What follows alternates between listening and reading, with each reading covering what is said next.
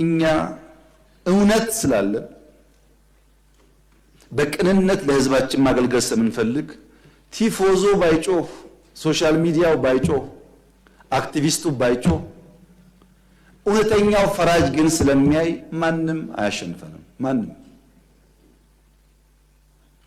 ቲፒኤልኤፍ በኤርትራ ወታደር ዘረፋ እንዳይካሄድበት ስንጠብቀው ኖረን አማራ ክልል ሲገባ ቲፒኤልኤፍ ያደረገው ነገር ያሳፍራል።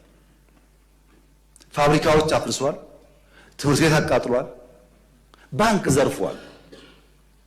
የኢትዮጵያ መከላከያ ሰራዊት መቀሌ ነበረ በብቸኝነት ቲፒኤልኤፍን አባሮ ሻቢያን ሳያስገባ መቀሌ አንድ ቤት የፈረሰ አታገኙም።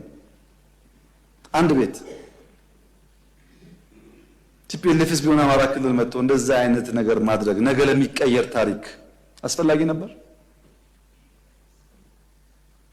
እንደዚህ ያለው ኢትዮጵያን ያላስቀደመ ለጊዜ ድል፣ ለጊዜ ሳውንድ ባይት፣ ለሚዲያ ጫወታ የሚደረግ የፖለቲካ ስብዕና በዘላቂነት በራሳችን ህዝብ ላይ ጉዳት የሚያመጣ ብቻ ሳይሆን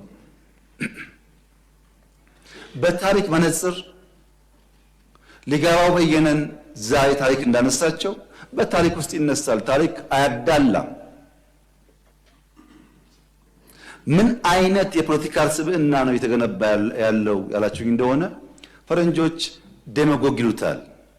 ዴማጎግ ፖለቲካል ካራክተር ያላቸው ሰዎች ወደ ፖለቲካል ሊደርሺፕ ሲመጡ የሚያስቀድሙት ምክንያት ሳይሆን ኢሞሽን ነው።